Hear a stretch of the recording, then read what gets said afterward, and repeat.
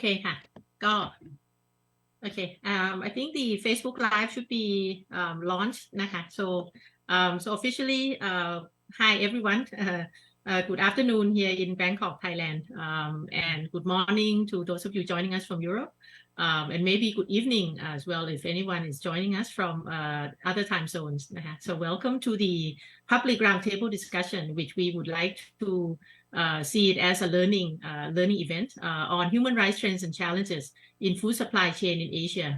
This event is being hosted by South Forest, with a small research company working on sustainable business issues in Thailand. We are hosting this event today as part of our work with Fair for All Asia program. Fair for All is a global program that's basically a consortium with led by Oxfam Novib and SOMO and several other organizations.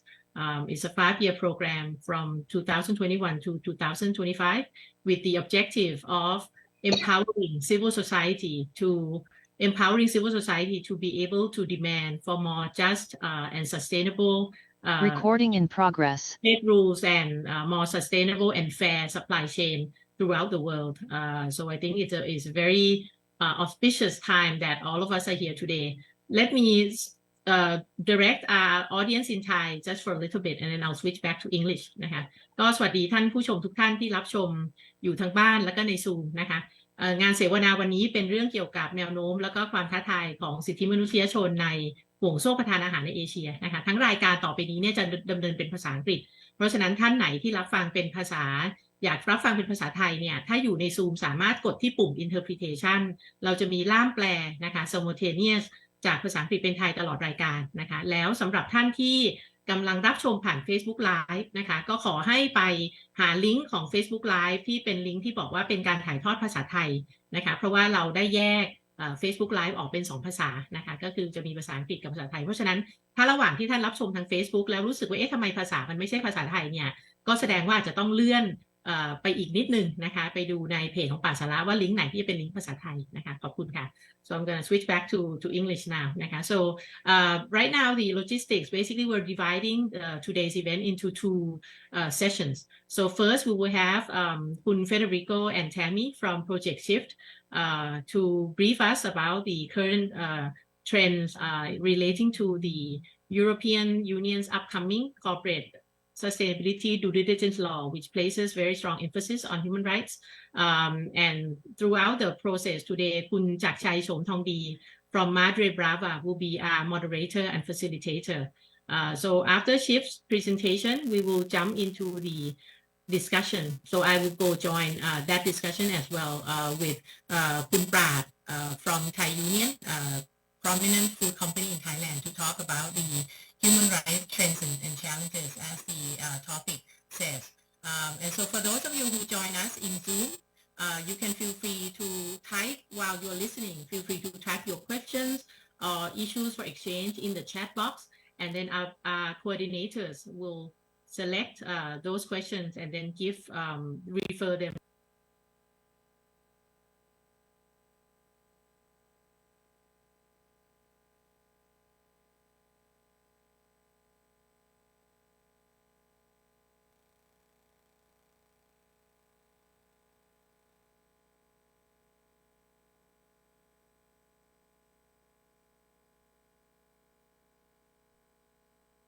Shift and the rest of the proceedings today ค่ะ Thank you ค่ะพี่จักรชัย Thank you ครับคุณ Sarini and hello all. Good morning, good afternoon, and good evening. Depends on where you are. Once again, welcome to the human rights trends and challenges in food supply chain in Asia. The discussion today is very, as Kun Sarini mentioned, really timely. I'm honored and excited to be allowed to be part of the event and have this opportunity of both listening to the presentation and then joining hopefully in the discussion afterwards.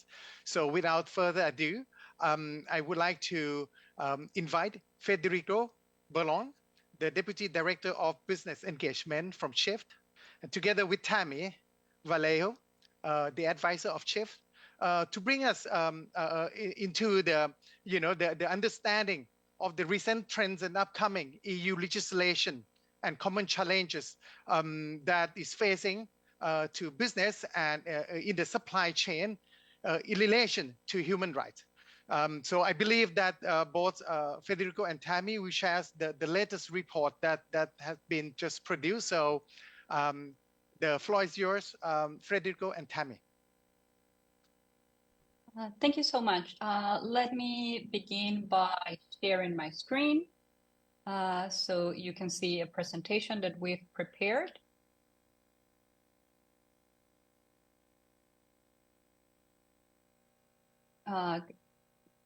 Great. So first of all, let me thank the organizers for this event. Thank you, South Forest, for inviting us to participate in this event. We've prepared a presentation that we have titled "From Policing to Partnership," basically to capture some trends and challenges that we are seeing happening in the business and human rights context. So let's begin. But before moving to the content of the presentation, I wanted to provide a little bit of an introduction for those that are not familiar with SHIFT. SHIFT is a nonprofit, mission-driven organization. We are the leading center of expertise on the UN Guiding Principles on Business and Human Rights. Many of my colleagues worked directly with Professor Ruggie during his mandate.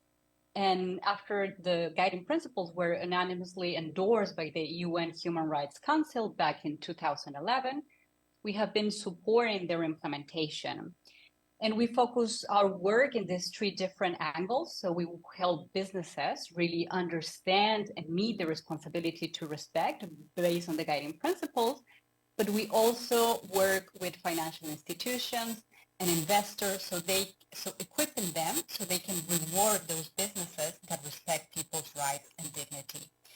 And more we're working on standards, so that includes private and public standards. And when I say public standards, of course, that includes policy and legislative developments, especially regarding human rights due diligence, right? That in the end, those standards shaped how business behaves. So we are supporting that those standards are working, ensuring that those standards are aligned with the guiding principles. So that's a quick introduction. So I'm Tammy Vallejo. I am an advisor at SHIFT. I've been working in the organization for more than a year now. And I'm here with my colleague, Federico Burlon, who's the Deputy Director for Business Engagement in the organization. So you can see in the screen the agenda of what I want to cover today. So I want to focus on three topics. So the first one, it's really important, and it's a brief introduction to the upcoming legislation in the European Union. And this is because more and more we see that states are mandating companies to conduct human rights due diligence, right? If we look at the European Union, countries such as Germany and France has already legislation in place. It's already been implemented for a couple of years. But at the moment, the European Union as a whole is also negotiating a human rights due diligence legislation that once adopted would automatically cover the 27 member states of the European Union.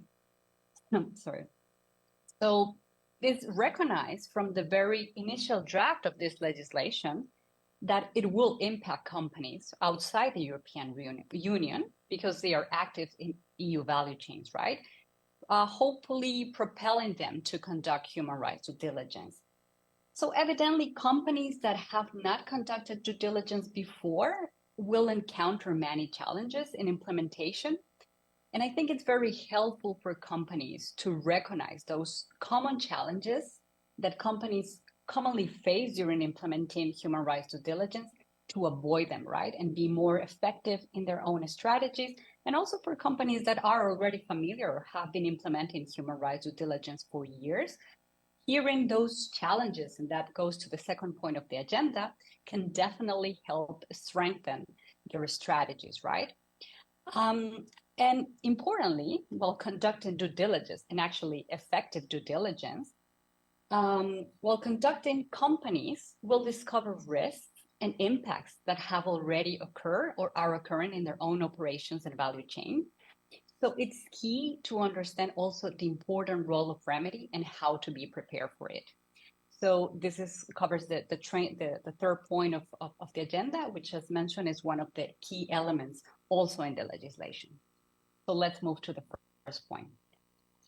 So first, it is really important to understand that at the moment, the European Union and all the institutions that play a role in the policy making are currently negotiating a final text. So at the moment, you have three different proposals from these institutions, one coming from the Commission, a different one coming from the Council, and a different one coming from the Parliament. So it's really challenging. There's no one single text at the moment. And it is expected, the final text after negotiation, it is expected to be adopted later this year or probably early 2024. But officially, there's not like an official timeline or anything. There will be elections in June 2024 at the European Union. So hopefully institutions are running to finalize the legislation before those elections, because otherwise that will need to that will mean that some institutions will have to renegotiate their position and everything. But what is important to know is that there's no official timeline, but there's expectations on having a final draft probably by the end of the year. Another element that is important to understand is that once the legislation is adopted, since it's a directive at the European Union level, it doesn't automatically enter into force, but member states within the European Union will need to transpose the legislation into their national legal systems, right? Meaning that they will have to adopt, their parliaments will have to adopt their own national legislation before they can start implementing it. So that's also an important point. And of course, there are many articles in the directive, but I want to cover what are the three main features of the directive, at least regarding to human rights due diligence, right? And what it does, and it's really unprecedented, is that it establishes a duty for companies, a legal duty for companies to undertake sustainability due diligence in their value chains. But what companies are covered? So those covered companies, those that are in the direct scope of the directive, are companies that are headquartered or operating in the European Union. A potential threshold based on the number of employees or the turnover of the company is still in discussion, but basically those are the covered companies, right? However, as I already mentioned, companies in sourcing and production markets are expected to play an important role in implementing the human rights and environmental expectations that are set out in the directive if they are connected to EU value chains, because they will also get these expectations from their business partners that are covered in the directive, right? But what are the main features of the duty? If we zoom into the duty, I want to see if you can see at the right side of the slide, what are those main elements? But I also included on the left side, the due diligence wheel that Shiv will typically use to explain what due diligence is about, because there are some key similarities. And we're following closely the negotiations, and we see that more and more there is alignment towards international standards. So for those that are familiar with human rights due diligence, it is already elements that you will recognize. So the terminology is a little bit different, but this is important to understand that in the end, there's a lot of similarities, at least in what companies are required to do and the different steps that are required to take to undertake human rights due diligence. So the first one is that companies are expected to integrate due diligence into their policies, right? And then they are also required to identify actual or potential adverse impacts. As I mentioned, this does not only cover human rights impacts, but also environmental impacts, right? And how further in their value chain should they look for those impacts? Well, that's also a point that is still a discussion. Potentially, there will be some limitations for companies to conduct due diligence upstream. But like I said, there are still, the text is still being negotiated, and hopefully we will land on a text that is completely aligned with international standards that expect companies to conduct human rights due diligence throughout their entire value chains, meaning upstream and downstream, right? So the other thing the duty requires is companies to prevent and mitigate potential adverse impacts, right? To devise measures to prevent or mitigate those impacts, but also end and minimize, that is the language that the directive uses, actual adverse impacts, meaning those impacts that have already occurred. It also requires companies to establish and maintain a complaints procedure. So obviously a procedure that allows affected stakeholders to take their grievances. And it also requires companies to monitor the effectiveness of their policies and measures. And finally, to publicly report on due diligence. And all the requirements regarding reporting are set out in a separate piece of legislation, that is the Corporate Sustainability Reporting Directive, that it has already been adopted. So in a nutshell, this is what is covered in a separate piece of legislation, that is the Corporate Sustainability Reporting Directive, that it has already been adopted. So in a nutshell, this is what is covered in a separate piece of legislation, that is the challenges in implementing human rights due diligence. It has already been adopted. So in a nutshell, this is what is covered in a separate piece of legislation. We engage directly with businesses in 4 countries, sourcing and production markets, to really understand the challenges that businesses that were in European value chains were facing in implementing human rights due diligence, right? So what I want to provide to you, as you can see, you can see the countries in the slide, and we covered several industries, but there are a lot of similarities in the challenges that companies are facing. And what I want to provide to you is a quick overview of the challenges, but you can also, we also identify good opportunities, good collaborative initiatives. So I also want to invite you to look at the full report that is published on our website. It's called From Policing to Partnership, if you're interested in those additional elements as well. As part of this, we also engage with civil society organizations, unions, to complement really the information that we were receiving from companies. But what are those challenges? So basically what you can see here are the 5 challenges we identified during our conversations with businesses. So the first one is that many companies continue to incorporate the sustainability expectations in suppliers' codes of conduct and contracts, and then basically police compliance through audits. And I'm not saying that those legal instruments, right, can be helpful in human rights due diligence, right? They can clearly set out expectations. But the problem is that they usually lack mutual or shared responsibilities for both parties. So the challenge is really moving from unilateral to mutual responsibilities in implementing due diligence, right? Moving from a more collaborative approach where both parties have a responsibility and then it's not simply cascaded down. So then it's only framed as a one-sided relationship. Then the second challenge or businesses spoke about is that we see that a lot of companies continue to rely on terminating or suspending relationships and contracts or using other type of commercial penalties to deter bad practices. Instead of rewarding or looking for incentives that can, bring a little bit more of those good practices and thinking of other ways of innovative collaboration that can influence their business partners, really going beyond contractual leverage. So that's a second challenge.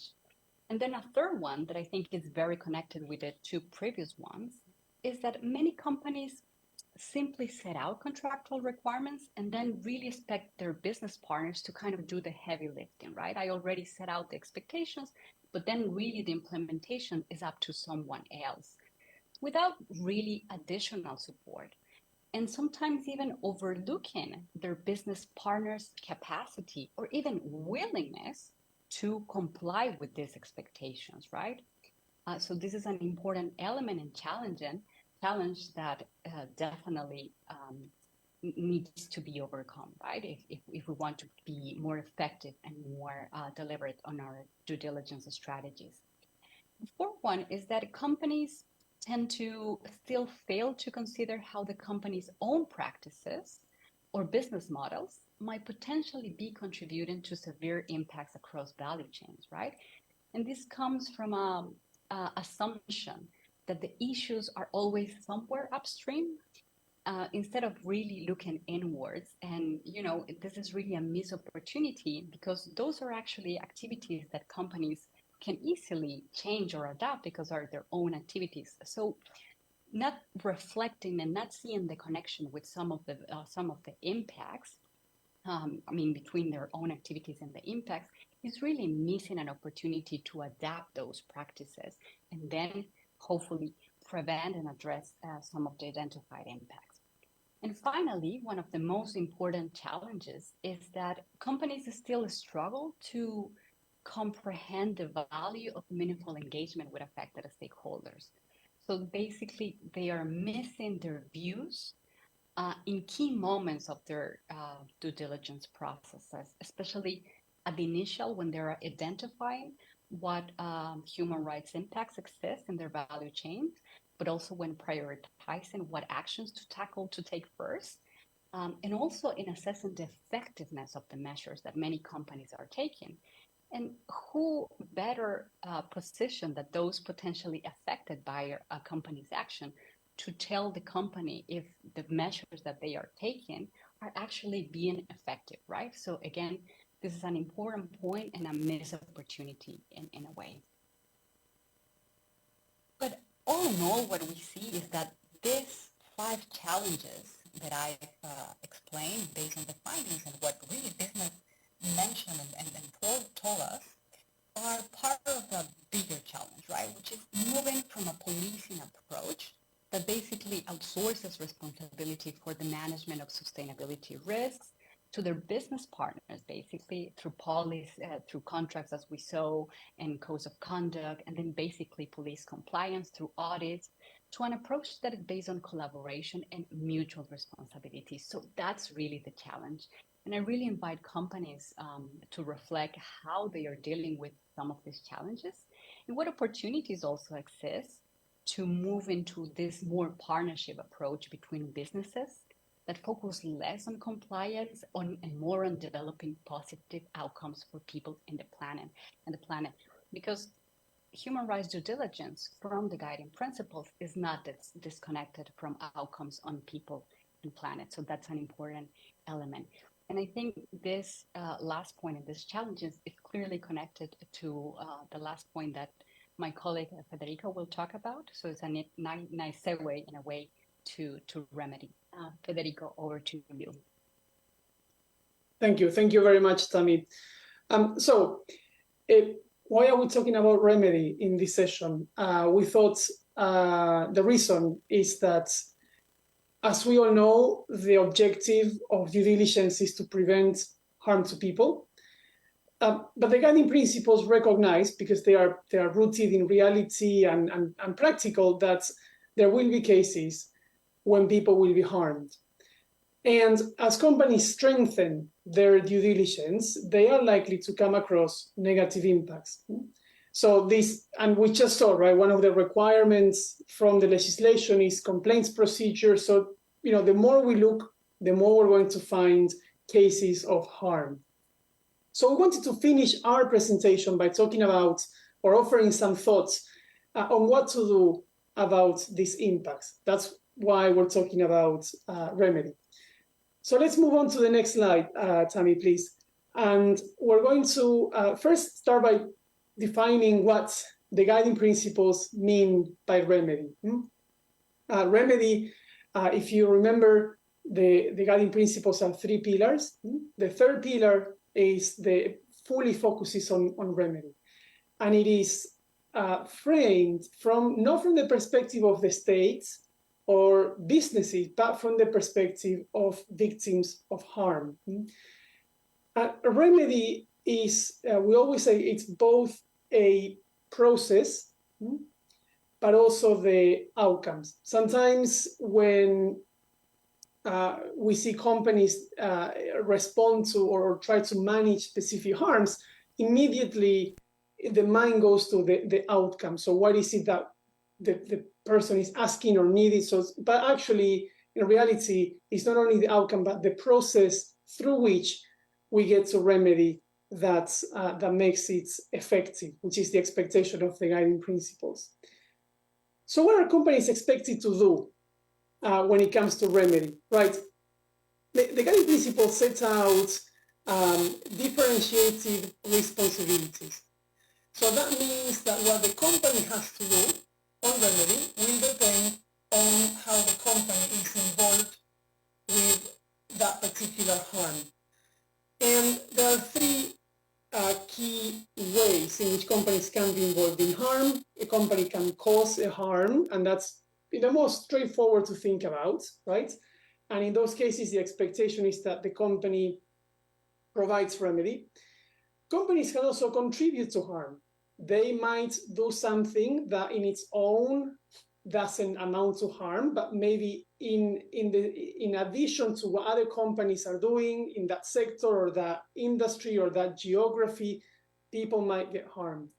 Or it might be that they do something that provides an incentive for someone else to harm people, or that the company is somehow facilitating that harm. So that's the essentially a situation of contribution. And in those cases, reasonably, the expectation is that the company contributes to remedy. There is a third way in which companies can be connected to harm, which is when the company's operations, products, or services are linked to harm by a business relationship. So the company is neither causing it or contributing to it, but its operations or what it makes or what it sells is connected to harm through a business relationship. And this often can be the case we see when we think about upstream value chain, right? Or deep in the supply chain. In those cases, the company is not required to provide remedy, but it is expected to use its leverage, its influence with the parties that are responsible to provide remedy, to prevent the harm, and also to consider playing a role in what we call enabling remedy. So it can sound a bit technical, but it's very, very important, because it's not, sometimes there are a lot of assumptions or misconceptions about the expectations of companies, and it's important to make that distinction, that what the company is expected to do on remedy depends on the way in which it's involved with the harm. Now, the last slide that I wanted to show and talk a little bit about is some of the good practices that we see when it comes to remedy. Shift, as a non-profit organization, we collaborate with companies across industries around the world. So we've seen a lot of different practices, and we wanted to share with you some of the practices that are stronger or that are emerging when it comes to remedy. The first one is about preparedness, preparing for remedy, which sounds very intuitive when we think about it this way, but in practice, many companies don't think about remedy until allegations are made or their name is in the news, or a case is filed. So what we see is the more leading companies, what they do is to think about, if I enter a new relationship, a new supply chain, a new markets, how am I and how are my business partners prepared to provide remedy if a harm occurs? So first one is preparedness, and it reflects the point that Tammy was saying about going from passive to active. So let's not wait until something happens to figure out what we need to do, but let's start thinking about how we are prepared for that before the harm occurs. The second on the top right on the slide is understanding that connection to impact analysis, right? So understanding, getting a clear sense of what are the expectations when it comes to remedying different situations, and not assuming that neither that the company has to single-handedly fix all the issues that they might encounter, but also not assuming either that because the company is not causing or contributing, then there is no role for us to play. The third one, looking at the bottom left on the slide, is shifting from working alone to working as part of a remedy ecosystem. And what we mean by that is really, in any situation, particularly when it comes to harms that are not within our four walls, looking at what other actors need to be involved for remedy to happen. So thinking beyond just beyond our own role, but how can we work with others as well, whether it's civil society, government, other companies, etc.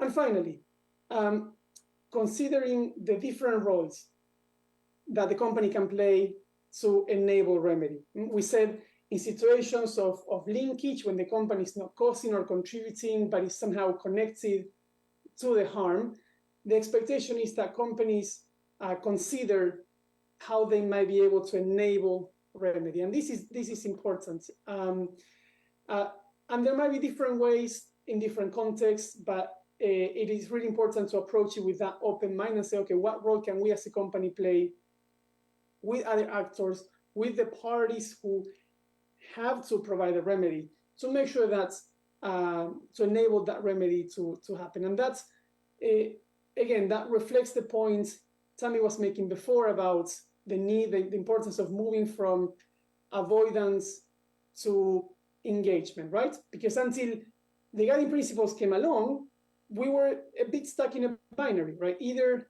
the company has to provide full remediation or it has nothing to do. And the guiding principles, what they do is they bring nuance. They said, depending on how company is connected is what the company needs to do. So hopefully these are insightful. It'd be interesting to see if any of these practices are things that you already see your companies do, or think about which ones resonate. But we wanted to leave you with not just with the concept of remedy, but some ways of working on remedy that we see as emerging and as robust. So again, thank you very much. Thank you, Federico and Tammy. That was very interesting, both the angle that, we kind of like been hearing about the recent development from some of the European Union member, and also the European Union itself on the new legislation, and also from your research of the experience and the challenge that a company have shared, in particular on the remedy angle as well. And I think what's the most important kind of like point that I kind of like gather is how we collaborate. And this is where I think the today discussion is trying to bringing along not only the ecosystem of company in the supply chain, but stakeholders in the supply chain, to help consider this. So thank you so much. But before we move to the next session, I would like to quickly open the floor for clarification only. We are not going into the discussion yet. Colleague from Shift, both Federico and Tammy, will stay with us during the roundtable and afterwards. So we have the space there, preserved specifically to exchange of ideas. So at the moment, for clarification, specific questions that you may have, please show your hand, and then I will kind of like call your name, and then the team will help as well identify. So you can do either put the question in the box, in the chat box, or if not, you can just kind of like raise your hand.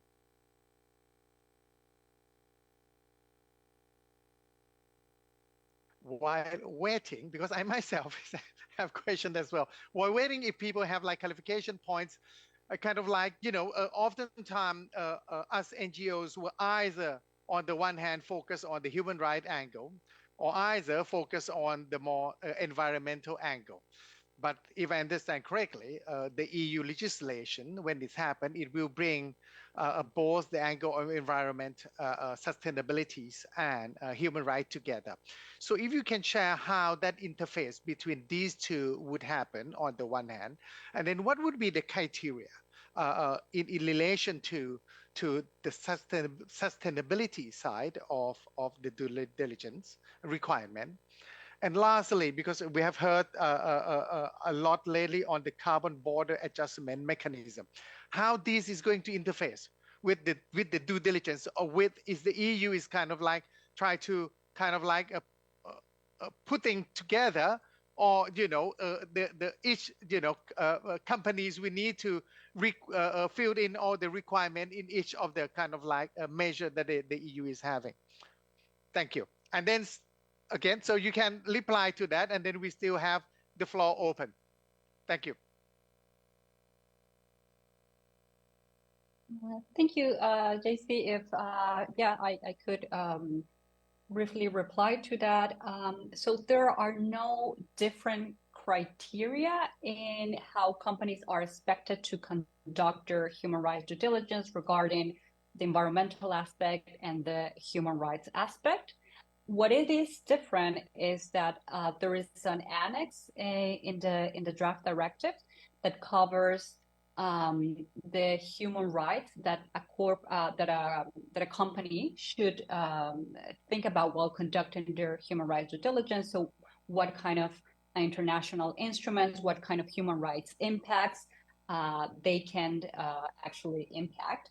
It will be listed on an annex. And there's a separate annex that contains a list of environmental instruments. So that's the kind of the only difference. And but obviously, there is an important connection also while looking for those environmental impacts and risks between the environmental side and how they are connected to human rights, right? Because we know that many environmental phenomena are clearly also causing and contributing to human rights issues. So it's important for companies. I think it's an opportunity if these two are put together to not miss that important link between environment, climate change, and human rights. The nexus, basically. Yeah. Thank you, Tammy. Thank you.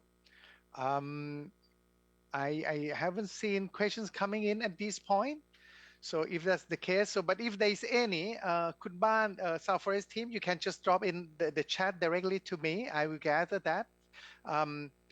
If there's the case, I will invite us to move to the next section of the today event, where I will re-invite Kun Sarini Achwanantakun, the Managing Director, Knowledge Development at South Forest Company Limited, to share us about the research on the supply chain issue sustainability policies in South and Southeast Asia, comparing seafood, tea, coffee, palm oil, and rice.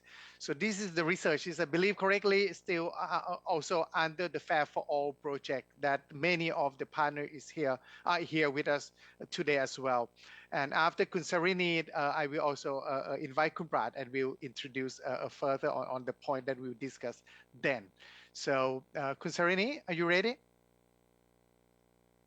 Thank you, Kun Chakchai. I actually have questions for the shift team, but I'll save that for the last 20 minutes or so that we have budgeted for it, just in case there are some related questions during this part of the proceeding as well. So let me first share my slides.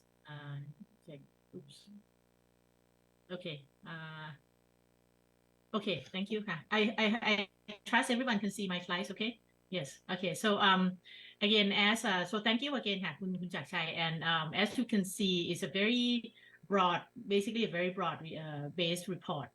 This one is a very long name, basically synthesis research. And the reason we call it synthesis research is that we see this first work, I guess, a research work that South Forest team is doing as part of Fair for All program to be building or trying to use the existing knowledge and research of other Fair for All partners.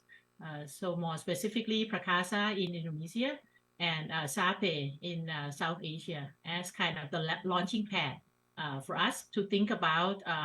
So what we can do about so first, what are the challenges in the food supply chain throughout Asia? And then what are some of the interesting policies relating to those issues of major companies in each of the supply chain. So as Kun Chakchai mentioned, I'm going to skip the part about Fair for All, but if anyone is interested, I suggest all of you can look up the Fair for All program. So it's actually active in 13 countries, but at South Forest, we work for the regional Fair for All Asia program. I'm going to spend maybe just about 12, maybe 15 minutes at most to talk about two specific supply chains that we synthesize in this report. So again, if we look at the two reports by Prakasa and Sape, both reports came out last year. Both Prakasa and Sape are partners in the Fair for All program. Together, they looked at 16 food supply chain in South and Southeast Asia. So many countries encompassing many food products. So it's palm oil, seafood, fisheries, tea, coffee, and rice. So there's no single, you would say, commodity that they only look at one country. So they try to determine, and as part of their research, they have some very interesting literature review as well. So I think that is a lot of different kind of meta level research altogether.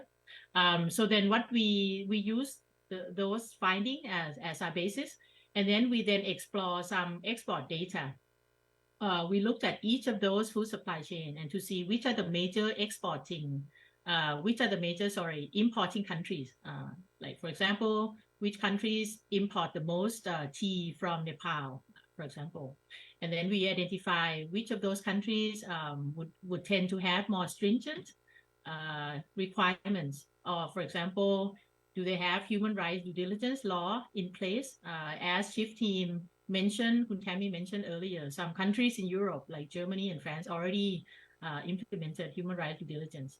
And then so for each of those 16 food supply chains, we try to find out who were the major players, like who were the major exporters, so to speak, of those food products. And then for each of those top five, top five food companies in each of those 16 chains, we look at their disclosed sustainability policies and human rights policies. So we try to see whether or not their stated publicly disclosed policy match up with or respond to the issues, the challenges identified in the Prakasa and Sape reports. So that's kind of the methodology. And then we try to see whether there's some best practices of any of those companies. So that's kind of the overall theme and flow of the report. So it's now being finalized. It's actually a kind of internal report for Fair for All Asia, but we think that it because it has some very interesting findings, so maybe it would be possible to release publicly the next 1 to 2 months as well. So when we looked at these policy disclosures of, as I said, top 5 companies in each of those 16 supply chains. So first, we also try to rank, which supply chain has the highest level of public disclosures of the sustainability and the human rights policies. And so when we rank them, so essentially this is, so you can see that palm oil, in 3 countries, whether it's Indonesia, Thailand, Vietnam, the top 5 companies in those countries, those supply chains have made available very actually quite detailed information on their sustainability. Many top 5 companies also talked about the human rights obligations and what they're doing in that regard with their suppliers, for example. So on the other end of the spectrum, right? So there's some supply chains, food supply chains that we don't find or what we will say little to no disclosure at all on the sustainability. That doesn't mean that they don't have any policies about human rights or sustainability. It just means that they have not disclosed them publicly. So those would be seafood in Pakistan, tea in Bangladesh, tea in Nepal, rice sector in the Philippines, and rice in Vietnam, right? So this is kind of one of the summary findings or observations, you could say, that we have. And so I'm going to only talk about two supply chains, not two supply chains, but two food commodities that we reviewed to be pertaining to this roundtable discussion because we have a participation of Kun Pra graciously agreed to join the panel from Thai Union, and Thai Union is a prominent seafood company exporter in Thailand. So these are just some summary findings. So these are challenges in the seafood supply chain in South Asia. So essentially encompassing Sri Lanka, Bangladesh, and Pakistan. So this is just a stylized representation of what the supply chain looks like from the harvest or fishery activity all the way to the distribution side. And so, of course, at the harvest or fishery side or the upstream, there are many fishermen, so artisanal fishermen, a lot of them very small, and then all the way to the corporate sector tend to be on the downstream of this.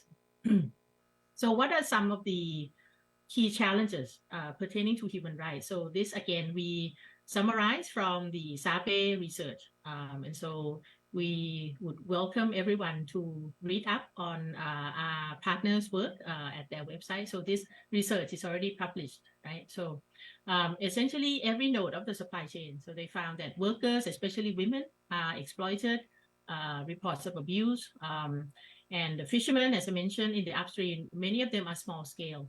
So they often suffer from what they say is extreme violation of the legal and labor rights, such as gender discrimination, very low wages. There's some reports of workplace violence and also the use of child labor. So for some example, as examples, in Bangladesh, shrimp collectors typically spend 6 to 10 hours a day in the local rivers. So then they run the risk of being bitten by crocodile and snakes. And then when they work in the brackish river water for long periods at a time, so imagine staying in the river for hours at a time, then it has a risk of causing severe health and sanitary problems, including waterborne diseases, skin infections, urinary tract infections, diarrhea, and dysentery. And then once the fishermen or the shrimp collectors contract, so they have these diseases, many of them cannot access medical help or the medical facilities. And they also, part of the problem is that they also fall into vicious debt circle that they couldn't really get out of because they typically depend on loans to finance their fishing expeditions. In Pakistan, for example, small-scale fishermen rely on the informal credit system because they can't access formal credit at all. In Bangladesh, the poor fishermen who have no boats or nets, they don't have their own basically fishing implements, so they work as daily laborers. So that means they always have to take loan from the boat owners or money lenders, and so these would typically be very informal without any written contract, and so they remain tied with the boat to provide their labor in return for getting some loans for a certain period. So in this case, that means they lack the freedom to begin with, right, to bargain for fair work conditions and the wages. So the vicious debt or the debt situation of workers is kind of one reason that when workers cannot really bargain for better conditions. And our partner SAPE also found prevalent gender inequality in the seafood supply chain, and this may not surprise many of us who have seen in South Asia. So, for example, in Bangladesh, women are paid half roughly compared to the men for equal kind of work. Men are more likely to be employed with higher average wages for grading, loading, unloading, and the freezing shrimp. In Pakistan, fishing is more or less male dominated. Women are usually in the cleaning and processing activities, which are kind of culturally considered unsuitable and dirty job for men. And because of they are already barred from other work, so these works are the ones that pay lowest wages. And also the women that want to take an active fishing role, they've also faced further challenges because of the quotas in Pakistan. The fishing quotas and licenses traditionally are pointedly reserved for men only. in Sri Lanka, there's also a cultural element. So women on boats are considered bad luck. So they have discouraged from joining on the fishing boat, for example. So these are just some, I guess, examples of gender inequality in seafood supply chain. So then another example I want to point out is maybe this is the example of the supply chain where we identify the top companies have provided or disclosed quite a lot of information on the human rights and sustainability supply chain, right? So this is the palm oil supply chain in Indonesia. And so again, from the upstream, you would have the palm oil fruit branch production. So these are the plasma farmers. The plasma farmers, many of them are members of the cooperatives. And there are also some independent farmers. And they would then sell their produce to the plantation companies, which could be either private or state-owned. And some would sell through the brokers as well, then before it's processed at the later stages into the products. Then what are some of the existing challenges of palm oil supply chain in Indonesia? So this is what Prakasa, our partner in Indonesia, identified. So they said that one issue is that the palm oil company would set the profit sharing scheme to be paid to plasma farmers only by, they would share profit after deducting all their expenses. And so the amount of profits that plasma farmers typically end up from this scheme is typically quite low and insufficient to support their livelihood. And usually the palm oil companies, they say to maintain production quality, they don't allow farmers to manage their land. And so consequently, farmers are prevented from increasing their knowledge and practice in the growing of palm oil. And in addition, the information about where the land border lies, like where it is and who owns what, is sometimes concealed from farmers. And so this led to many of the ownership conflicts between farmers and companies. And also, since plasma farmers usually cannot engage in farming activities after they hand over their land to the plantation company, then some plasma workers then decide to work on their land as daily casual laborers. So then they have to be paid by the plantation company to maintain the working facilities. I should also add that Indonesia actually had a law that says palm oil companies have to allocate something like 20% of the land for plasma farmers. Like this is kind of in an effort to improve their bargaining power and livelihood. But there were some talks about repealing or abolishing the law. And then another problem is then plantation company workers. So the issues that Prakasa found is not limited only at the upstream or plasma farmers, but they found that some plantation company workers also cannot access decent working conditions. Some of them work without a written contract. Sometimes the contract is not very clear. Sometimes their workplace is quite far from health facilities. There were some reports of insufficient tools for working protection during their work. And when you look at the identities of the workers, so they found that some indigenous people or the marginalized group, sometimes they only receive salary without, so even with the profit sharing scheme, they could not access the profit sharing scheme. So they only receive some pay from the land being used by the company. And also in terms of the harvest, workers who are employed during harvest season, they are obligated. Usually they have to meet a very high target set by the company. And usually they have to go find additional workers to help. So when they go and they find help, it's usually their relatives or family members or children. So commonly those are unpaid because only the registered workers, usually mainly the male adults, are the only ones who will be paid. So essentially quite a few more people from the family are not being paid. There were also some issues relating to gender discrimination. Female workers are considered supplemental. Women are then paid less than men. Then special needs of women, like for example, childbirth, breastfeeding, are not met. And their role, since it's seen as like supplementary, not kind of the major role, is the women's role is often left unrecognized. And because women don't usually, often they don't, not usually, sorry, but often they do not have legal rights to own their own land. So that creates a problem of they don't have power to negotiate or organize any kind of production relationship with the plantations or the companies. So I think that we see some similarities actually with some supply chains in agriculture in Thailand as well.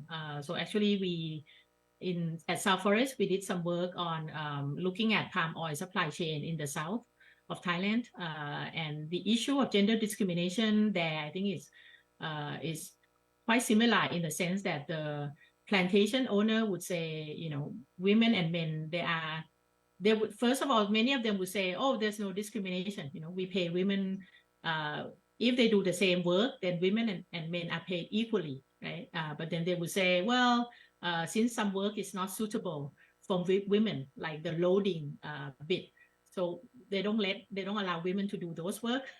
So it ends up that the kinds of work that women do are then paid less than men. Yeah. So I think it's a challenge probably to maybe discuss with the plantation owners and let them see the issue from the lens of how it would be gender discrimination, for example. Yeah. Okay. So I think that's kind of the very brief summary of our synthesis report and summary of our findings from just examples of two supply chains, seafood in South Asia and palm oil in Indonesia. Thank you, ค่ะ คุณจักรชัย so over to you. Thank you, Kun Sarini. Yeah, I think that show quite a different supply chain. There are some quite different challenges, but there are some similarities as well. Now I think we have here from think tank research from NGO report, academic report. I think it's about time to hear from the private sector themselves about how, as an operator and someone who operated, they see the challenge and the experience of overcome and implementing, dealing of how to improve the issues of human rights. And many of you who have followed the news, that Thailand has been, among, and especially seafood supply chain in Thailand has been among the highlight, supply chain on the issues over the years. There have been a lot of reform changes at both the public level and the private sector level as well. Today we have Kun Prat Pairod, the Director of Sustainability from Thai Union, one of the key major players, not only in Thailand, but also, in the region and globally as well. And Thai Union has done a lot in terms of, looking at the issues and collaborating, exchanging with CSO, both on the ground and internationally as well. So I would like to invite Kun Prat to share your thought, and especially the kind of like the practical experience of, how are you being, how you approaching this challenge and what has been the experience. Thank you, Kun Prat. Thank you, everyone. So let me share my screen quickly to highlight my presentation here for the group.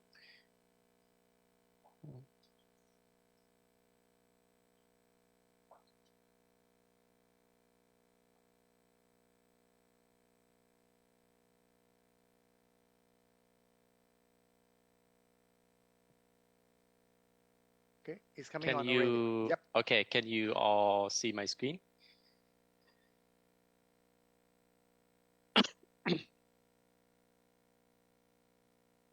All right. Okay, great. I believe everyone can see my screen, because before I go into the practical examples of what we have done with the focus on HRDD, human rights due diligence, I believe it's important to set kind of the broader context of what we do in terms of sustainability.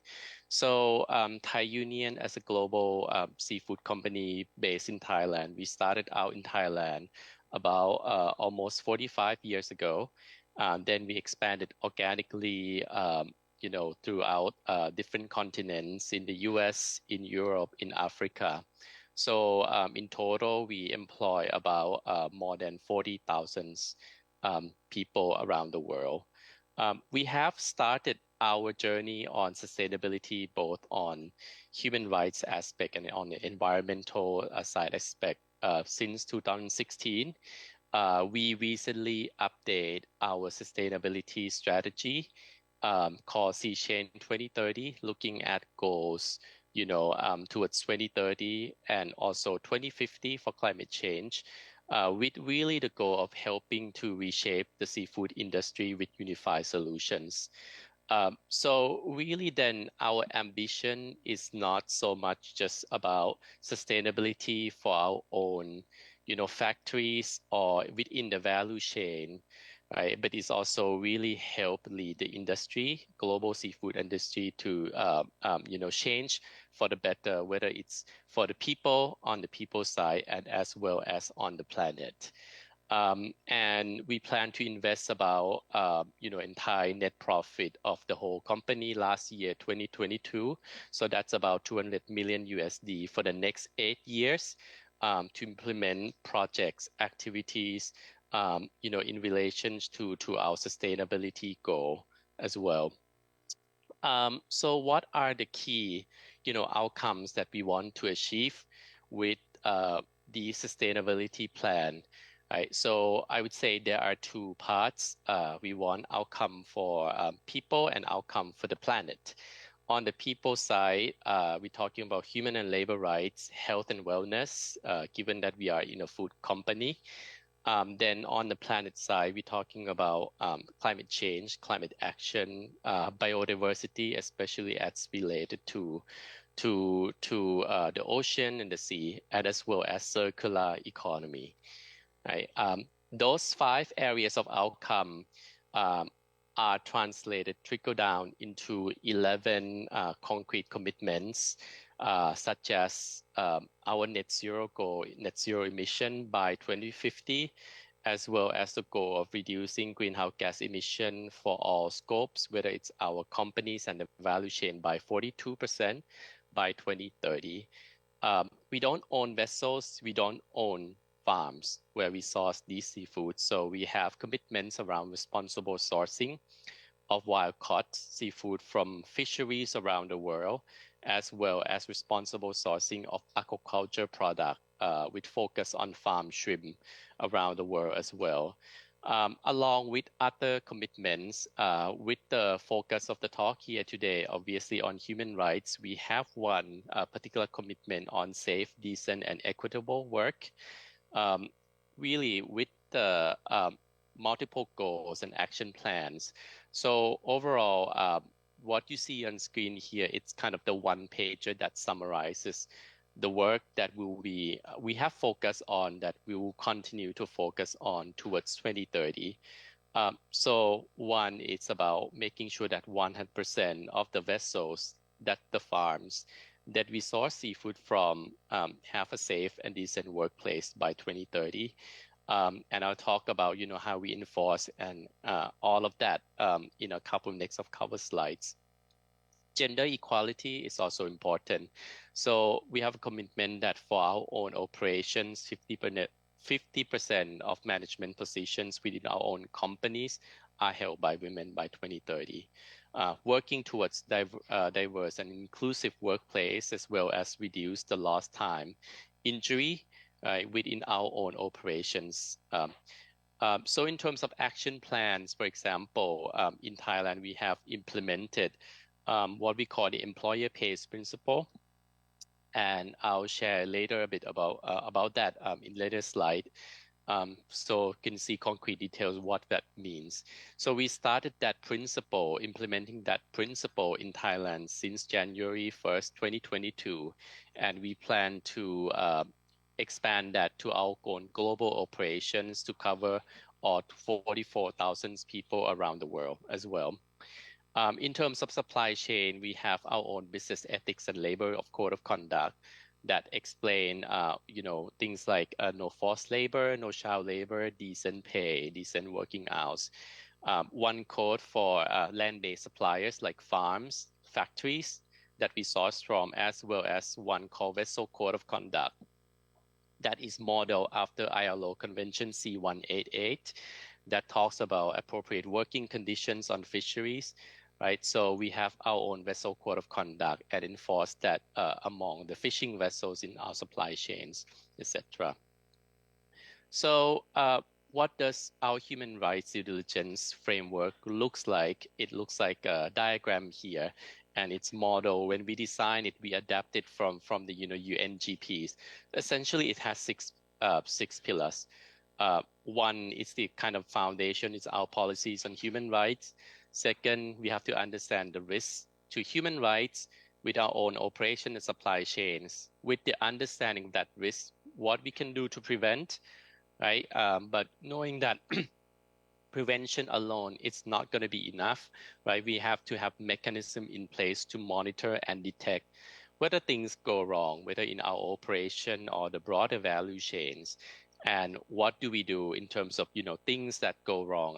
Do we provide or facilitate access to remedies?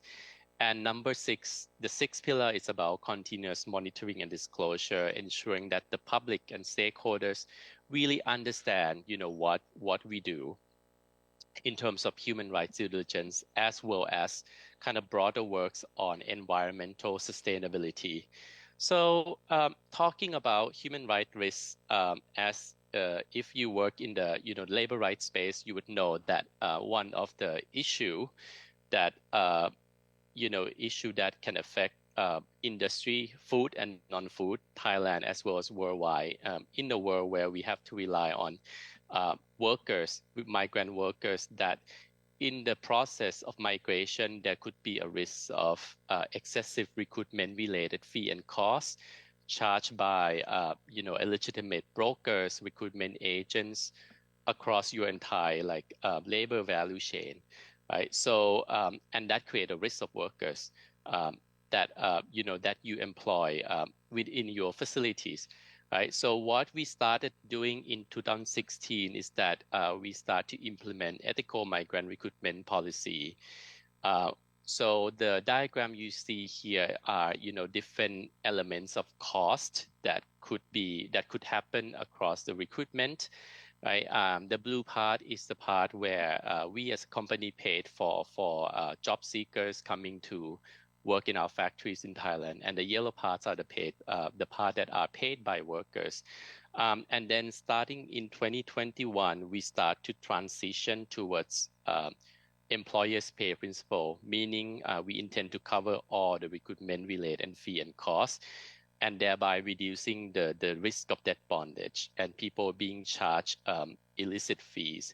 And we complete that transition in 2022 when we start to actually implement this all throughout Thailand in our facilities. So we cover all the recruitment fee and costs.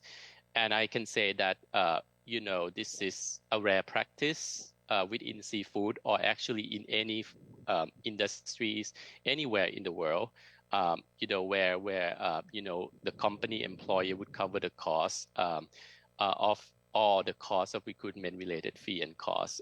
So for example, even for Thai job seekers, when we invite them to come to interview factory, we take into account their kind of public transportation costs come from their home to the factory, and then we compensate them for the cost of taking that transportation to come for the interview. As well as for migrants, right, we look at how we cover the cost from their home villages to come to Yangon for interview, for example, right? The cost of work permit, the cost of visa, and things like that. So talking about supports for suppliers to meet our standards, right? There are things that we as a company do to help suppliers really meet our standards. As you can see here on the top of the slide is example of the work that we do in collaboration with local worker organization called ITF here, to host a series of health and safety training workshops for fishers in Thailand within our value chains.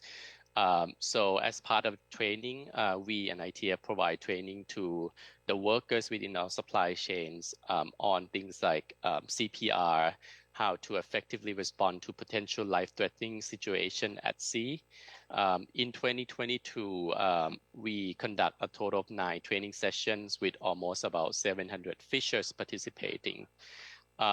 So on ethical recruitment, I already mentioned that we implement the employees pay principle. We also provide training to the recruitment agencies that we use, right? When we nominated them and support them to also help achieve what I call the certification on ethical recruitment standards called on the level.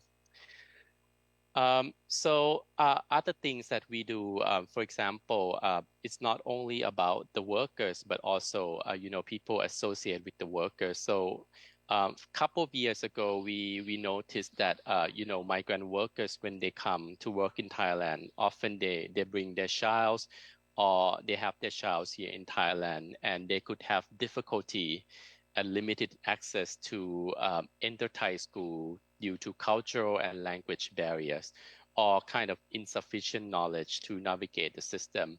So in collaboration with the LPN back then, we have so far opened 5 preschools in the province of Samut Sakhon, Thailand, with the goal of helping children of migrant workers for the Thai education system. So these 5 preschools not only serve the children of migrant workers who work for Thai Union, but it's also actually open to children of any workers in the areas as well. The other things we do to support kind of the workers' right and their children's rights is that last year we pilot a parent training program. We noticed, we observed that both for Thai and migrant workers in our factories in Thailand, some of them, right, they do live apart from their children, right? Their children live in a different province or sometimes live in, in another country. And there's difficulty relocating their children. And that, could have some negative impact on the well-being of the parents, of the worker themselves, as well as the children. They live apart, right? So to help mitigate such impact, we piloted pilot training program in collaboration with a Thai child psychologist and also children right expert organization. We have one program for the Thai parents and one for the Myanmar workers as well. So that's something, that's we pilot last year and looking to build on, next this upcoming year as well. So with that, I hope I gave audience some practical examples of what we have done so far. But for more information, please feel free to visit our strategy website. Thank you. Thank you so much, Khap Kun Prat. I think that is quite a well covered, area, and especially the deep dive in the human right angle, both the recruitment, the training on health and safety, and all the welfare in relation to family quality of life, and so on as well. Now, I would like to open the floor for all participants. If you want to have questions, I saw that there are questions coming in already to the form in the chat. But then if you have, please show your hand. I will try. This will be coming in Thai. We translate into in English also. Okay. So first of all, okay, we'll pay to. So this is probably specific issues to Thai Union first. Is what do you do in a case where a migrant workers paid 2 recruitment fees, one in the home countries and one in the destination countries? Do you reimburse both? I saw on your chart, I think it's quite clear, but then if you can elaborate that in case that, to have clearer pictures. If I understand correctly, it's starting from 2022, you covered the whole thing, but then you can elaborate that. And then I think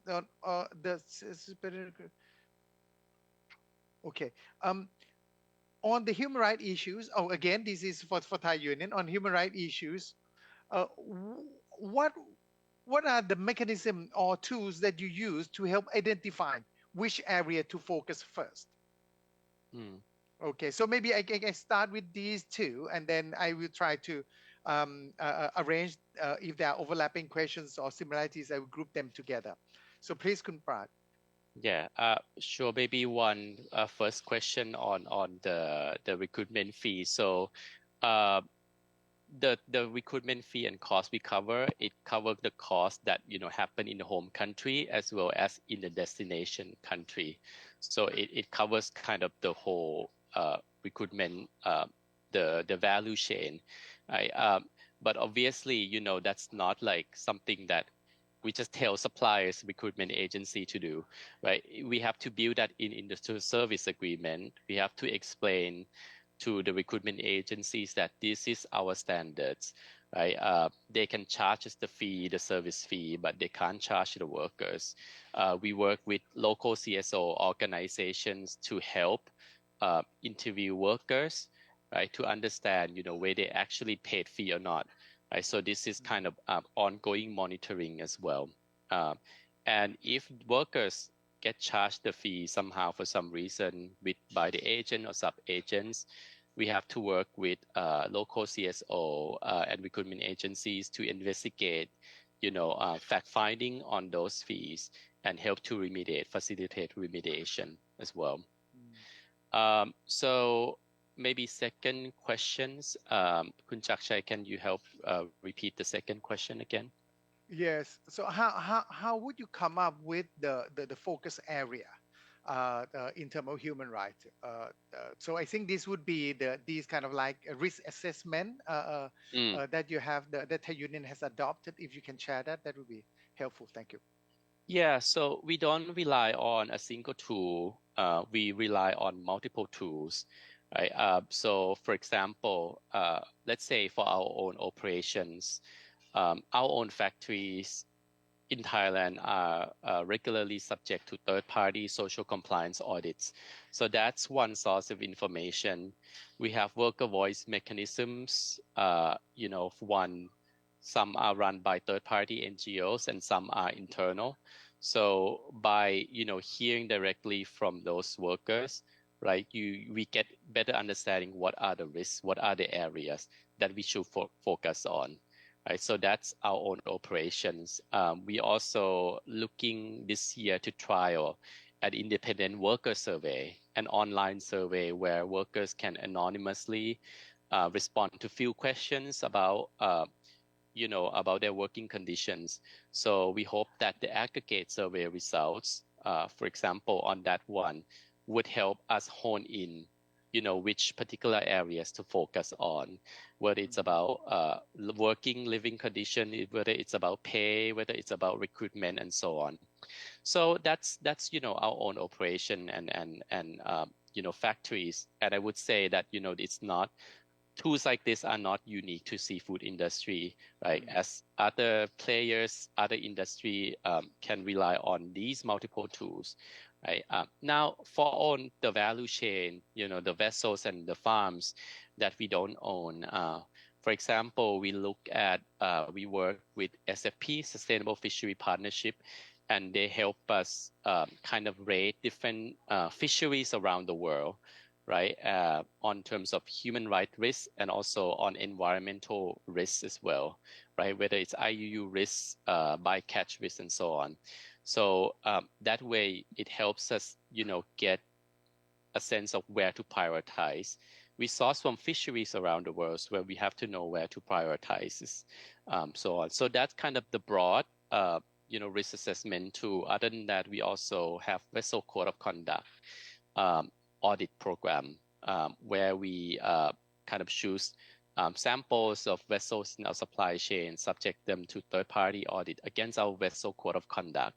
So through that program, through that audit, we can look at, okay, what are the areas for improvements, and those examples, like we know that then we can understand what the broader issues within the supply chain are. And later on, we hope to hopefully kick off soon a trial of a worker grievance mechanism within our own supply chain on the vessels. So working with NGO and technologies company to really try, the grievance complaint mechanisms for fishing crews in our supply chain. So that will be, draw on another source of information to really help us understand the human rights risks. Thank you, Khun Prat. So you're quite popular at the moment on the question list. So maybe a little bit, a couple more, and then I will try to refer back to other speakers as well. I think one of the points that you touch on is also working with your trading partners or suppliers in the supply chain. You mentioned about the vessel and also the farm operator. Yeah, and you said so it's mean that there need to be really an effective collaboration with other entities. So it's because we hear from Tammy, for example, and Federico, if it's only like impose the course of conduct, that wouldn't probably be helpful. It's kind of like this collaboration, this is needed. Could you share how you enable, the suppliers, the lower tier, in the supply chain that enable them to really come, derive at the required code of conduct and be part of these kind of like the process that would enable you to understand the risk in the supply chain. So maybe if you can share the approach that you've been using when working with lower tiers of the supplier, that is the one thing. The other thing you mentioned about, a channel of hearing from, grievance mechanism, workers' voice, from and I know that Thai Union has been using the mechanism called the Workers' Welfare Committee as well. So just want to know, whether the workers' welfare or the group of workers association among themselves, is there kind of different type of grievance that coming through different type of channel, and which channel have you found that could enable or ensure the workers a feeling of safe and safety in express their concern or their worried or their grievance in the supply chain, not only in Thai Union operation itself, but along the supply chain. Thank you. Okay. Yeah. So I think the first question first on building capacity of suppliers. Yeah. So we use different tools like training. We do the training. We work with partners to provide the training. The example I show on the slide, right? It's for example, work with ITF. We provide those training actually for free. So it actually no cost to the suppliers. We gave them provide materials. We donate some medical first aid kits, given the health and safety risks, on those vessels. Those are just examples.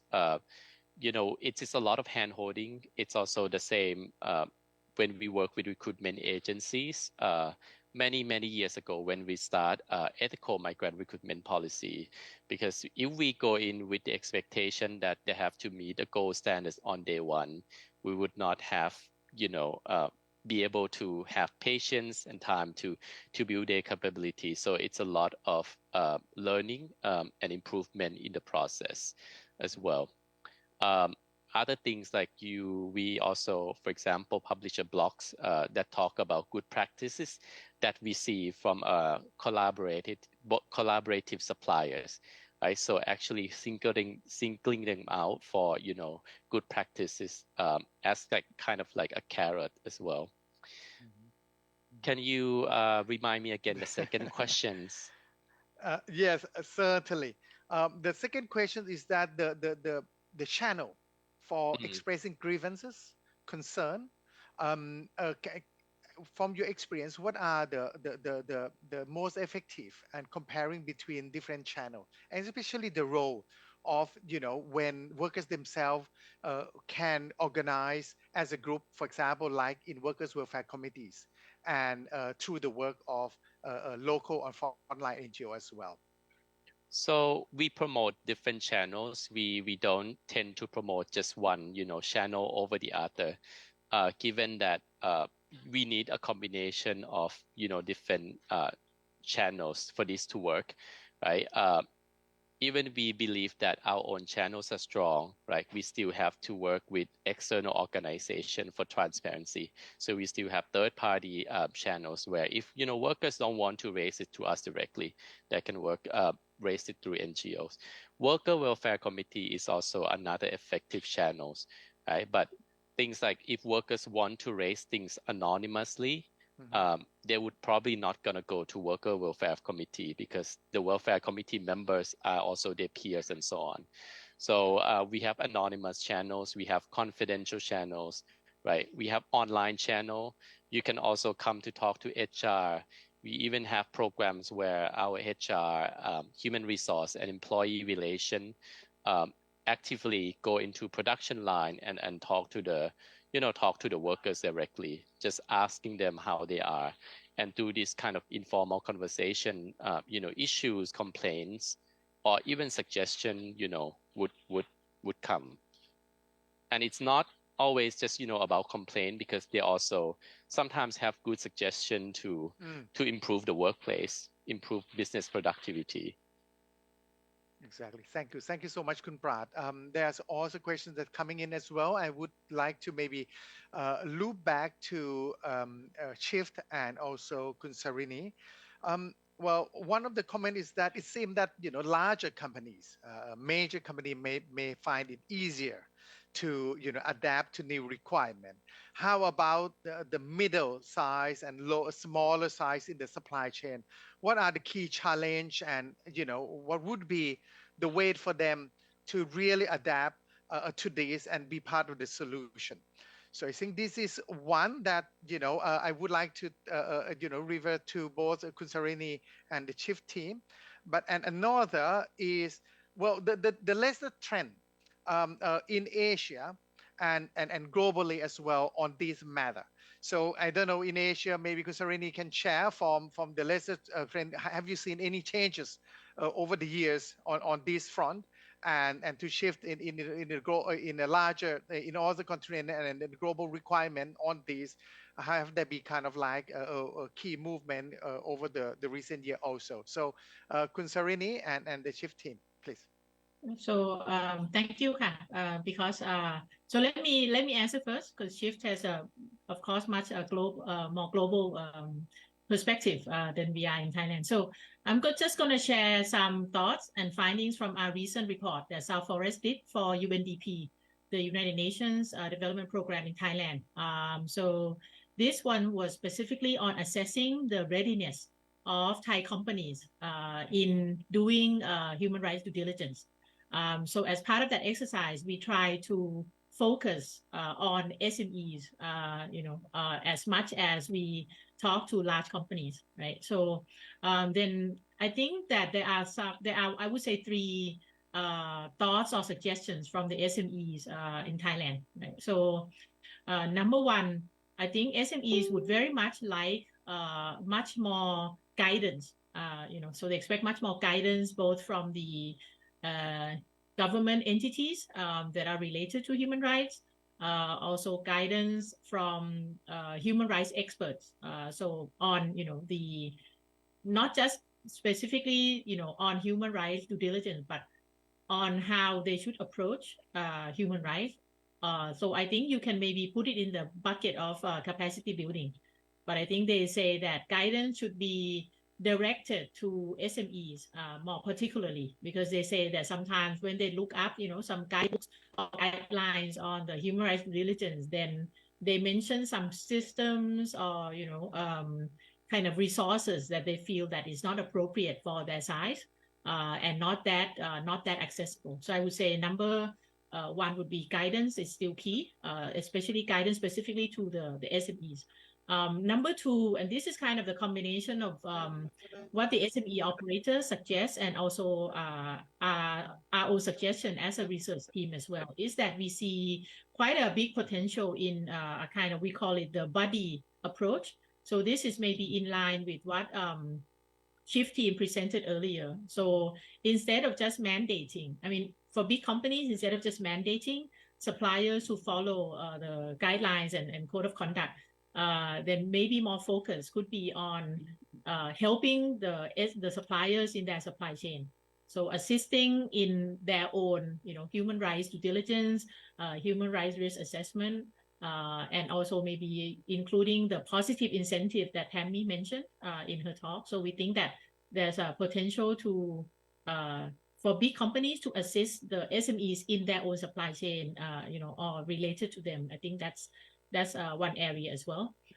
So lastly, I would say that SMEs actually that we talk to say that they should have more time to adjust, and so maybe more grace period, so to speak, if there's going to be any kind of let's say more mandatory regulation in this regard. They see that since they have, they're smaller, they have lesser capacity. So in addition to guidance, there should be much more leeway in terms of either the grace period or the sort of the lesser requirements vis-a-vis the bigger companies as well. So I think that what they expect is kind of differentiation, which I understand actually the European the draft law already accounts for that in a sense of just mandating for large companies. But then what is still, I guess, unclear is if I'm a SME in the supply chain of those large companies that have to comply with the the EU CS3D law, then what would be my requirements or what I have to do differently? So I think from our perspective, maybe those would be the three observations or suggestions from the SME sector. Thank you. Yeah, before going to the trend, I'm not sure whether Tammy or Federico, you want to touch on the issues of a smaller operator like SME and the challenge there. Federico? Yes, absolutely. And I think just to emphasize some of the points that Sarina made, definitely small and medium enterprises are different than large companies. The reality is that more than half the workers worldwide work for or in small and medium enterprises. So it's definitely important not to ignore them and to make sure that these frameworks are implementable by small and medium enterprises. I once had to, in a previous role, I was tasked with doing an ethical audit of a company that was husband and wife, right? So this idea of the SEDEX audits applied to a company that is just two people and they are married doesn't quite work. So we need better ways of doing that. The guiding principles recognize that difference, and in terms of implementation in a context of small and medium enterprises, some of the things to keep in mind is to start from practice and then from there build policies and processes. Sometimes large companies can do it the other way around, where they set up a process or policies and then go out to implement. For small and medium enterprises, sometimes actually start from what you're doing and then from there start to build your systems around it. The work we've done at Shift with small companies, with a few of those, show that they actually, yes, there are many limitations in terms of resource and reach, but there are some significant advantages to the small and medium enterprise setup. They can be more adaptable. They can get quicker to the issues. So one of the companies that we work with, they buy and roast coffee, and they knew their suppliers by name. They knew exactly where the product comes from because that's how they generate their value. So suddenly identifying issues in their supply chain was a lot more tangible. They can be quicker to innovate, right? To figure out, okay, what do? We are not a huge company, resources are limited, but how can we manage that? And so the capacity to innovate, the adaptability, those are really strengths of small and medium enterprises. And to emphasize one of the points that Sarina made before, the importance of looking for avenues to collaborate, right? If you're buying raw materials or inputs as a small company, you might not have a lot of leverage, but if you work with others, that's a very good way to increase it. So the collaboration aspect, again, is very, very important, and small and medium companies should bear that in mind as much as possible.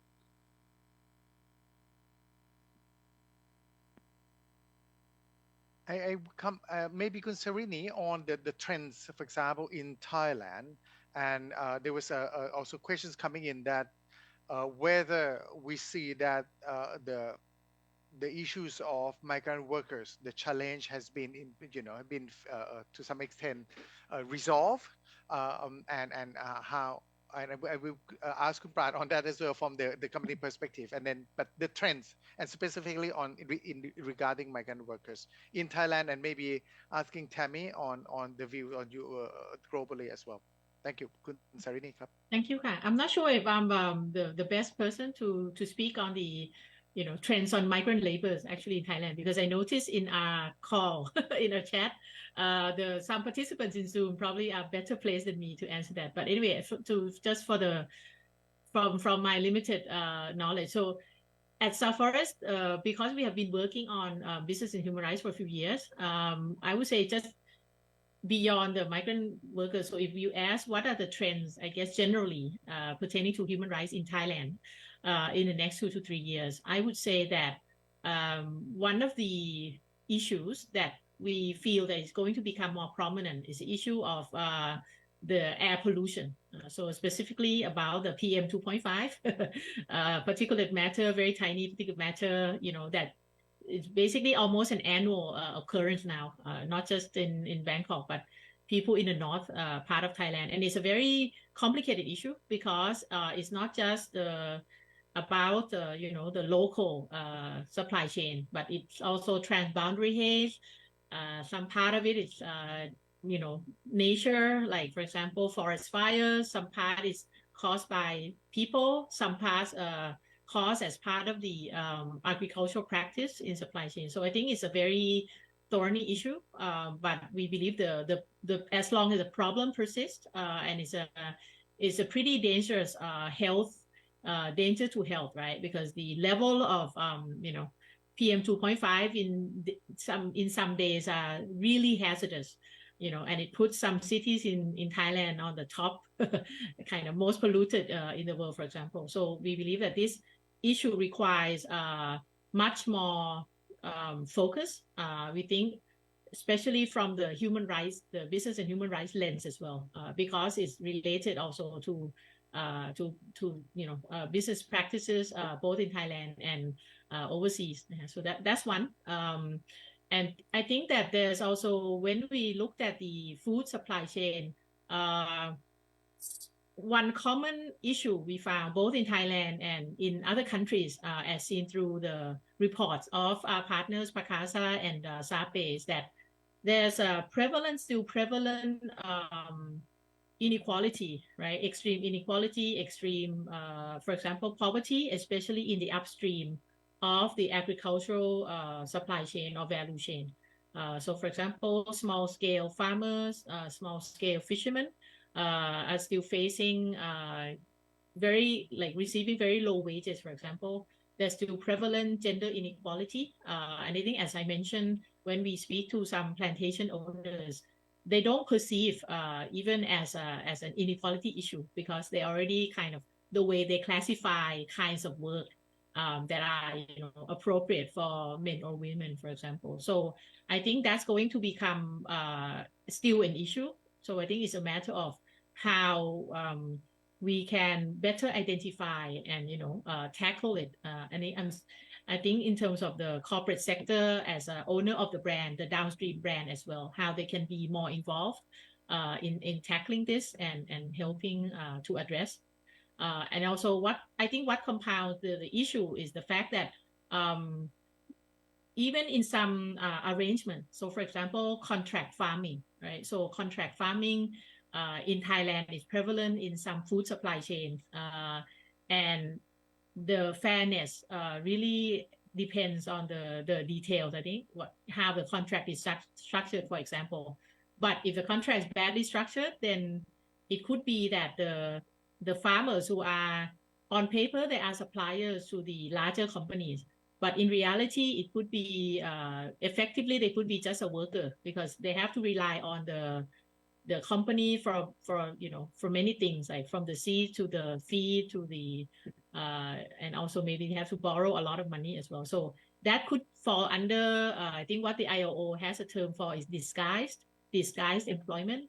I think that's is one area where it requires more, I would say, research and analysis, and to see better on the plight of these farmers.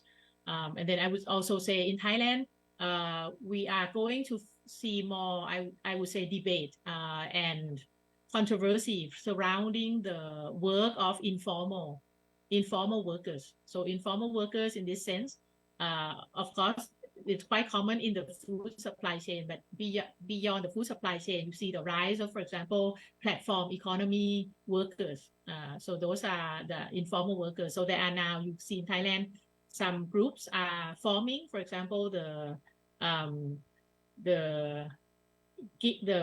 platform economy riders, for example, people who work for the likes of Grab or Line, as mentioned, they form the union, for example. So I think that will become more of an issue, or maybe kind of a new and upcoming issues in Thailand, on both the decent work issues, all the way to the power of bargaining, for example. Yeah, I think that's kind of where we see it. But in terms of migrant laborers, I'm sure I would invite, maybe this is a time to invite some of our participants in the Zoom. Please, if you think you want to share your experience or thoughts, please feel free to chime in, because it's really, we would like this to be a discussion. Doesn't have to be just four of us on the stage. Yeah. But of course, we see best practices definitely emerging in that regard from companies like Thai Union, who now have both the experience and expertise to share, also in terms of how to establish working relationship with CSOs, which we think is a really good model going forward. Thank you, Khun Sarini. Yes, as Khun Sarini mentioned, if there are, key sharing from any of the participants, you are more than welcome to join in. We are heading towards our last 10 minutes. Okay, time flies, but then we need to manage the time as well. So I would like to give the mic to Tammy on the trends and maybe other angle that you want to share. Yeah, definitely. As Sarini pointed out, I'm pretty sure there are others that have a lot of insights on this specific aspect of migrant labor. But I wanted to go back to one of the previous questions just to complement regarding SMEs. In looking at the legislation, there is some recognition. There is in the original draft, it's Article 14, that speaks about accompanying measures. And what basically it states is that member states of the European Union, but also the European Commission as a whole, will need to devise in the upcoming years, and they're even starting now, and not only guidance, but they mention accompanying measures. So policy intervention and projects that can help companies in their value chain of those cover companies, so especially SMEs that are located outside of Europe, to support them in the implementation. So I think this is a really important element to, monitor. There's not a lot of specificity of what would that mean in practice, but I think it's definitely an opportunity. And we also see in one of the proposals, especially the one coming from the parliament, that they are also calling from that support in a more holistic view of the value chain. So including affected stakeholders, including support, guidance, projects that could also help affected stakeholders, for example, be prepared to bring grievances or set up dialogues with companies or suppliers.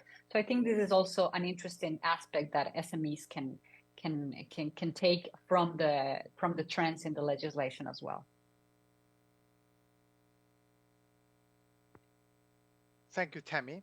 I think it might be the time that I give maybe the last round for each of the speakers.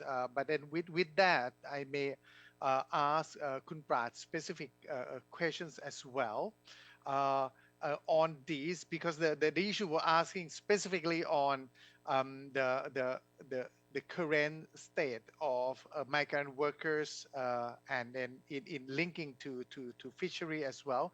But then I would frame it as what you see as the next challenge, maybe, or the challenge that you see need to be tackled, not only by Thai Union, but collectively in terms of migrant workers' right in fisheries supply chain.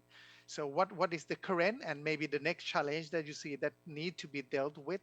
And maybe if you have some other point that you want to share in this last round, the mic is yours, Kun Plat. Sure. Yeah. I think again, some other people, maybe from different, agencies, would be better equipped to comment about how the Thai government really should tackle the problems of migration and protecting the rights of migrant laborers, right? But I would say this, like, what as a company, what we can do is take care of our own operations, conduct due diligence in our own operation and the value chains, right? And technically, all different companies in different industries can all do this. But really, to solve the problem at a national level, you would need so much people at the table, right? You would need people in charge of migration, of immigration, people in charge of protecting, enforcing labor laws and regulations around this, right? So with all those, strong legal protection, legal enforcement in place, right? These problems, this issue will be, will be tackled much more effectively. I would say this problem, it's something that no one really can tackle alone. And maybe my last word about SME. Again, I talk from the perspective of big business, right? I talk about how we invest the entire, net profit of last year for sustainability. But when we started out on the sustainability, we really started small in 2016. We back then, it's not like the whole set of due diligence framework we adopted in day one. We just, look at different risks and kind of build it and really take the spirit of continuous improvement, right? We understand, we deepen our works over time. So it's not really a perfect day one, right? So as an SME, I would say, I would tell an SME that, you don't necessarily have to have all the perfect work, perfect due diligence framework on day one.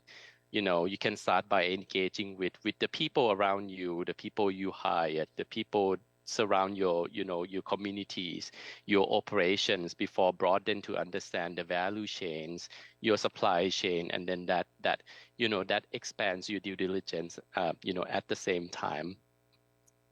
Second advice for SME, it's not just about sustainability, but as a business, you would need to think about this as a business risk, right?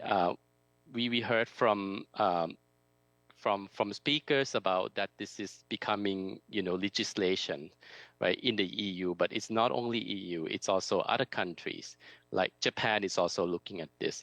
So if you're SME and you link to this international value chain, right, you have to understand what could be the risk to you if you don't have a good human rights due diligence measures. So that would be my ending words. Thank you so much, Kun Prat, and that is very key to our discussion today. So thank you for that. I would now maybe go to Federico and Tammy. For your point that you want to leave before the end of the session, but also I would like because we have a member of the media, I think quite a number with us today, and also a number of representative from the CSO, especially local CSOs.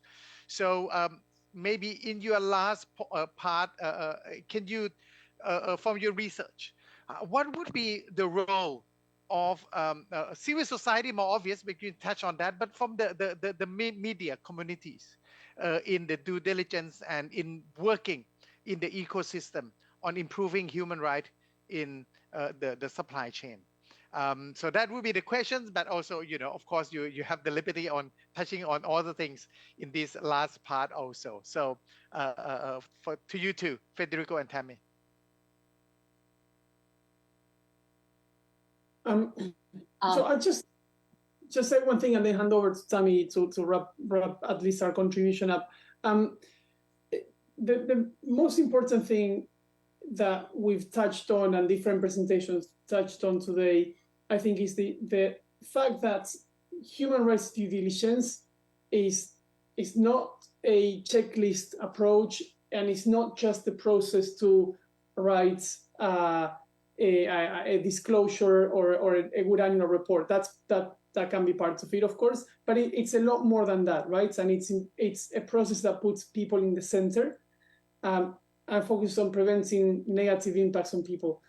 In the implementation of due diligence, the one thought I wanted to leave you with is that the process of due diligence should be a process that creates dialogue, both internally within the company, so between the different functions that might understand risks and opportunities in different parts of the value chain, but also externally, right? And we touched, some of the presentations touched on the importance of grievance mechanisms, engaging with workers, engaging with communities, engaging with other actors. So it needs to be a process that opens our minds up to having those conversations, which sometimes are difficult, right? None of this is easy. That's why we are all here and working hard on it.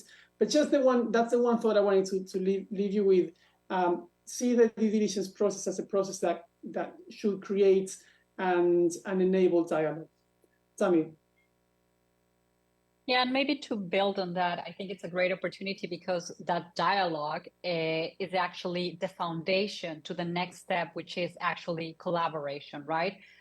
Setting up a good dialogue, hearing the perspectives from affected stakeholders can definitely propel companies to engage with others, to engage in collaborative efforts with, for example, industry peers, NGOs, trade unions, to precisely together tackle especially those more systemic issues that are almost impossible to tackle alone, right?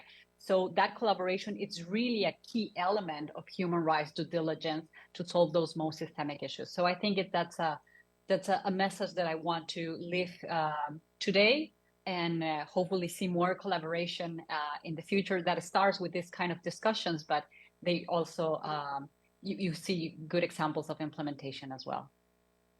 Thank you, Kun Tammy. And lastly, back to Kun Sarini, your last word, please.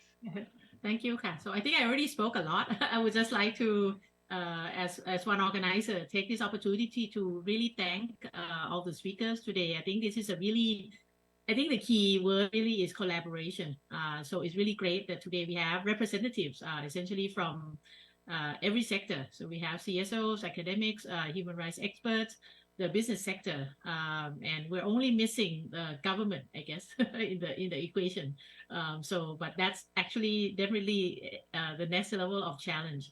But I think the idea of human rights due diligence, I really like what Federico said, is at the end of the day, it's not just about another standard or another checklist, right? It's about how to put humans front and center of the business, and I think that human rights is what all of us are entitled to.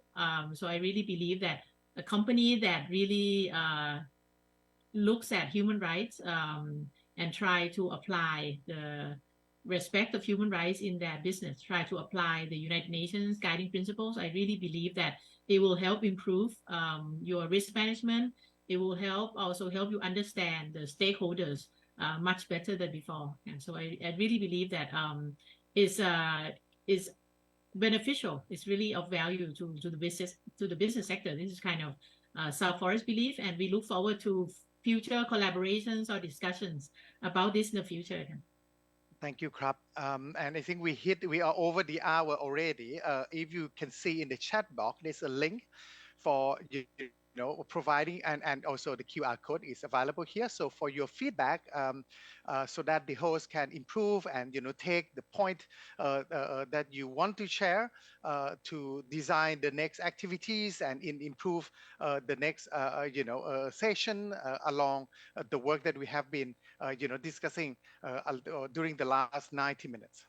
So as the moderator today, I would like to express my really appreciation to all the speakers คุณปราดเกิดไพโรจน์ from Thai Union Tammy and Federico from Shift คุณ Sarini our host and presenter today from South Forest as well and especially special thanks to all the participants representative from the CSO communities the media companies that joining us today you guys out there are the key players to help moving and improving the situation and moving the issue forward. I think as many of the speakers mentioning all along the discussion today, this is not a single actor game.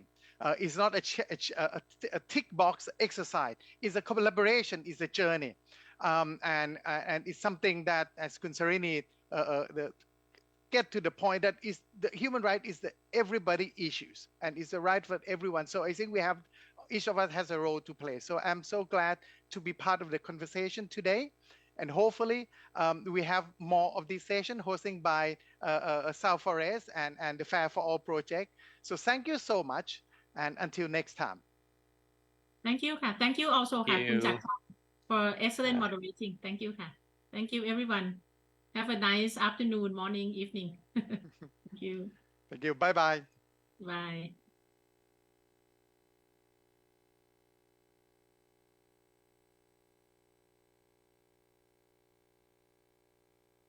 Recording stopped.